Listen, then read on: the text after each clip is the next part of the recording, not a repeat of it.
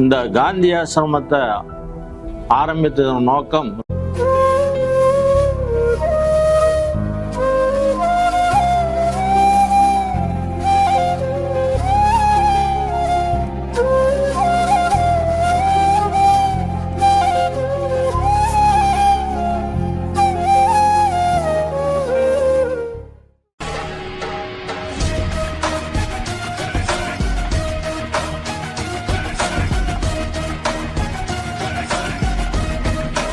Hello guys, welcome back to the another video. So ஈசால கப் நம்தே அப்படின்னு ஒரு பொண்ணு வந்து தமிழ்நாட்டில் இருக்கக்கூடிய ஒரு பொண்ணு இன்டர்வியூவில் வந்து கொடுத்துருந்தாங்க. யூடியூபர்ஸ்லாம் இன்டர்வியூ எடுப்பாங்க இல்லையா, மேட்ச் எப்படி போச்சு அப்படின்றதுல. அதில் ஈசால கப் நம்தே, கப்பு கொடுத்து இது பண்ணுறது மீம், ஈசால கப் நம்து அப்படி இப்படின்லாம் வந்து மீம். இப்போ இந்த ஆர்சிபி ஆகட்டும், 5 கப்பு குவித்த நம்ம Mumbai Indians and Chennai super Kings 3 டீமுமே ஃபைனல்ஸ்க்கு போகல. இந்த 3 டீமும் வந்து இந்தியாவிலேயே பேசப்படக்கூடிய ஒரு முக்கியமான ஒரு டீம் அப்படின்னு சொல்லலாம். அண்ட் சிஎஸ்கே எடுத்துட்டிங்கன்னா இது வரைக்கும் பிளே ஆஃபில் 3 வாட்டி தான் போகல. அந்த 3 வாட்டின்றது இந்த 2024 கணக்கில் எடுத்து வச்சுருக்காங்க. யார் ஃபைனல்ஸ் விளையாட போகிறாங்க அப்படின்றத நாளைக்கு நடக்கக்கூடிய ஒரு மேட்ச்சில் பார்த்தோம்னா நம்மளுக்கு வந்து தெரிஞ்சு போயிருங்க. பொதுவாகவே இந்த தமிழ் இண்டஸ்ட்ரி அப்படின்னு எடுத்துட்டிங்கன்னா டாப் லிஸ்ட்டில் இருக்கக்கூடிய ஒரு ஹீரோ, பெரிய நடிகர்கள் வந்து சொல்லுவாங்க இல்லையா, ரஜினி, கமல், அஜித், இவங்களோட படங்கள்லாம் பொதுவாகவே வந்து வசூலில் வந்து நல்லா அடிக்கும். ஆடியன்ஸ் எல்லாருமே இவங்க படத்தை தான் தேட்டரில் போய் பார்ப்பாங்க. அப்படி தான் 2023 வந்து ஜெயிலர், லியோ படம்லாம் நல்ல ஒரு வசூல் அடிச்சதுங்க. முதல்ல 200 கோடி வசூல் அடித்த படம் வந்து கமல்ஹாசன் அவருடைய தசாவதாரம் படம். அவர் வந்து என்றைக்குமே நம்ம சாதிக்கணும் அப்படின்ற எண்ணத்தோடு இருக்கிறவருங்க. அவர் சின்ன வயசுலேருந்தே வந்துட்டார். வளர அவருக்கு வந்து எண்ணம் வந்துடுச்சு, ஒரு ஹாலிவுட் படம் இல்லை வந்து ஹிந்தி, தமிழில் என்ன மாதிரிலாம் கொண்டுட்டு வரல அப்படின்றத பார்த்து எடிட்டிங் சாஃப்ட்வேர் கொண்டுட்டு வந்ததாகட்டும் எல்லா சாதனையும் வந்து கமல்ஹாசன் வந்து பண்ணியிருக்காரு. இதே மாதிரி தான் மலையாளம் இண்டஸ்ட்ரியிலையும் ஒரு பெரிய நடிகர் நடித்த படத்தை தான் வந்து பாக்ஸ் ஆஃபீஸ் கலெக்ஷன்லேயே நல்ல ஒரு கலெக்ஷன் அடிக்கும். அப்படி அடிச்சுட்டு வந்திருந்த நிலையில் இப்போ பொதுவாக மலையாளம் அப்படின்னு எடுத்திங்கன்னா ஒரு 100 கோடி, ஒரு 70 கோடி, 80 கோடி, 50 இதுதான் வந்து அவங்களுக்கு பெருசாக இருக்கும். நம்ம அசால்ட்டாக 600 கோடி 500 கோடின்னு அடிச்சுட்டு போயிடும். 300 கோடின்னு வந்துடுது. ஒரு 3 நாளே எத்தனை கோடி அடிச்சிருக்குங்க. ரீரிலீஸ் செய்யப்பட்ட படங்கள் கூட நல்ல ஒரு கலெக்ஷனில் அடிக்குது அப்படின்லாம் பேசப்பட்டு இருக்கு. ஆனால் முதன்முறையாக 200 கோடி வசூல் அடித்த படம் வந்து சமீபத்தில் 2024 பிப்ரவரி மாதம் வெளிவந்த மஞ்சுமல் பாய்ஸ். இந்த படம் வந்து கேரளா மட்டும் இல்லாமல் தமிழ்நாட்டிலும் நல்ல ஒரு ரெஸ்பான்ஸ் கிடச்சிது. சித்தா ஜோ இருகுபற்று மாதிரி ரெஸ்பான்ஸ் கிடச்சிது. அதை தாண்டி நல்ல கலெக்ஷன், கம்மி பட்ஜெட்டில் எடுத்து முகம் தெரியாத நபர்கள் பெரும்பாலும் நடிச்சிருக்காங்க. ஒரே ஒரு கேரக்டர் மட்டும் ஏற்கனவே ஒரு படங்களில் நடிச்சிருக்காரு. இருந்தாலும் மலையாளத்தில் இருக்க பாப்புலர் ஹீரோஸ் இந்த படத்தில் ப்ளே பண்ணல அப்படின்றது ஒரு பேசப்படக்கூடிய ஒரு விஷயம். இதன் தொடர்ந்து பார்த்திங்கன்னா பிரேமலு படம் நல்ல ஒரு கலெக்ஷன் நடிச்சது. அந்த படத்தில் வரக்கூடிய கதாநாயகி ஏற்கனவே அவங்க மலையாளத்தில் நடிச்சிருக்காங்க. கதாநாயகன் தான் நம்மளுக்கு வந்து ஒரு நியூ ஃபேஸ் மாதிரி நம்மளுக்கு வந்து தோணும். மேபி மலையாளமில் ஏதாவது படத்தில் நடிச்சிருக்கலாம். தமிழ் டப்லையும் அந்த படம் அவைலபிளாக இருக்குது. அதே மாதிரியே தமிழ் அவைலபிளாக இருக்கக்கூடிய ஒரு படம் பிரம்மயுகம். இந்த படத்தை வந்து ராகுல் சதாசிவன்றவர் டைரக்ட் பண்ணியிருக்காரு. மம்முட்டி, அந்த காலமாகட்டும் இந்த காலமாகட்டும் மம்முட்டி, மோகன்லால் தான் வந்து மலையாளத்திலே வந்து பேசப்படக்கூடிய ஒரு நடிகர் அப்படின்னு சொல்லலாம். தமிழில் எத்தனை நடிகர் வந்தாலும் மம்முட்டி, மோகன்லால் தான் மலையாளத்தில் வருஷத்துக்கு நிறைய படங்கள் நடிச்சிட்டு இருக்காங்க. இந்த படத்தை பொறுத்த வரைக்கும் பேசணும் அப்படின்னு சொல்லணும் பார்த்திங்கன்னா 2 கேரக்டரு அத்தை ராத்திரியில் காட்டு பகுதியில் நடந்து போயிட்டுருக்குறாங்க. திடீர்னு எதார்ச்சியாக ஒரு பொண்ணு வருது, அழகாக அவங்க ட்ரெஸ் பண்ணிட்டு போகிறாங்க. அங்கே இருக்கக்கூடிய ஒரு நபர் மயங்கிட்டாருங்க. மயங்கினதுக்கப்புறம் ஒரு சம்பவம் நடக்குது.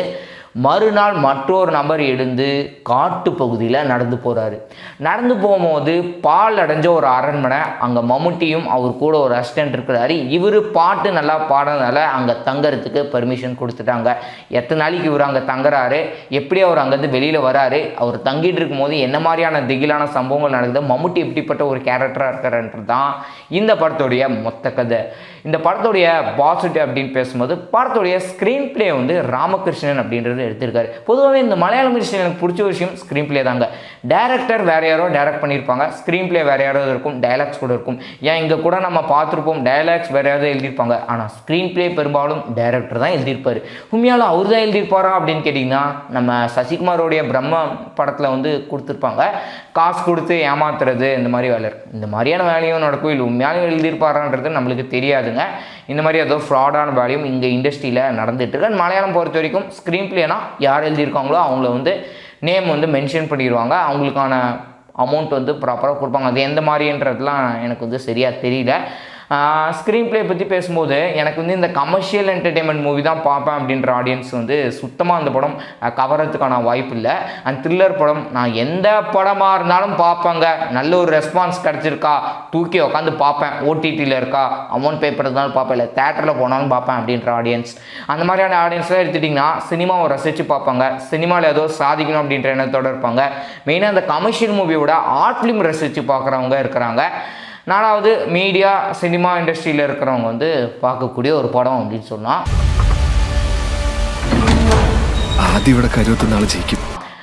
ஸ்க்ரீன் பிளே வந்து ராமகிருஷ்ணன் என்ன ஒரு எஃபெக்டிவாக கொடுத்து அதை வந்து படத்துடைய டைரக்டர் ராகுல் சதாசிவன் கொடுத்ததை வந்து நல்லா எந்த விதமான கரெக்ஷனும் இல்லாமல் பண்ணியிருக்காரோ, அது வந்து ஸ்க்ரீன் பிளே அந்த சீனை தாண்டி ஒரு பிஜிஎம் தான். இந்த படத்துக்கு வந்து சேவர் அப்படின்றவர் வந்து பிஜிஎம் கம்போஸ் பண்ணியிருக்காருங்க. மியூசிக் டைரக்டர் அவர் தான். அவர் கொடுத்த மியூசிக்னால தான் நம்மளை வந்து இன்ட்ரெஸ்ட்டாக வந்து கொண்டுட்டு போச்சு. இந்த படத்தை நான் 2 days பார்த்தேன் அப்படின்னு சொல்லலாம். ஒரு சில காரணத்தினால அப்படின்னு சொல்லலாம், ப்ராஜெக்ட் ஒர்க் அந்த இதெல்லாம் போயிட்டுருக்கனால. இந்த படம் ஃபஸ்ட் டைம் பார்க்கும்போது எனக்கு இன்ட்ரெஸ்ட்டாக இருந்தது. ஒரு 1/2 hour ஆகட்டும், இல்லை ஒரு 40 minutes போனதே தெரியல. செகண்ட் டைம் பார்க்கும்போது லைட்டாக போர் அடிக்கிற மாதிரி இருந்தது. இருந்தாலும் கண்டினியூஸாக நம்ம உட்காந்து பார்க்கலாம் அப்படின்ற எண்ணத்தோடு பார்த்தேன். ஒரு பேக்ரவுண்ட் மியூசிக் தான் இவ்வளோ இன்ட்ரெஸ்ட்டாக கொண்டுட்டு போனதுங்க.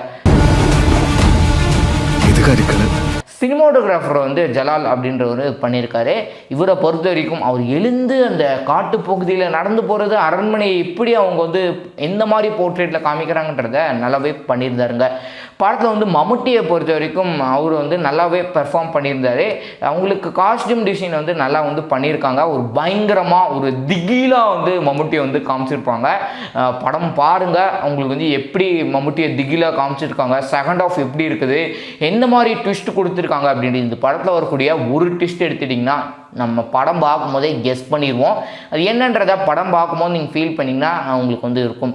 நெகட்டிவ் அப்படின்னு சொல்கிறது, இப்போ ஆர்ட் ஃபிலிம் அப்படின்னு எடுத்திங்கனாலே ஒரு சில படங்கள் நான் வந்து பார்த்துருக்கேங்க, நல்லா இன்ட்ரெஸ்ட்டாக கொண்டுட்டு போவாங்க. ஒரு கமர்ஷியல் மூவி மாதிரியே கிட்டத்தட்ட இருக்கும், ஆனால் அது வந்து ஒரு ஆர்ட் ஃபிலிம். அப்படி வந்து இவங்க கொண்டுட்டு போயிருக்கலாம். ஒரு ஸ்க்ரீன் பிளேயில் லைட்டே ஏதாவது கொஞ்சம் என்கேஜாக கொண்டுட்டு போயிருக்கலாம். என்கேஜ் இருந்ததுங்க. இந்த பிஜிஎம் அந்த சீன் அவங்க த்ரில்லாக கொண்டுட்டு போனதெல்லாம் நல்லா இருந்தது. நடுவில் வந்து பொண்ணு அந்த ஒரு கேரக்டர் இருக்கு இல்லையா, அந்த கேரக்டர்லாம் நல்லா வந்து எஸ்டாப்ளிஷ் பண்ணியிருந்தாங்க. இதெல்லாம் ஓகே.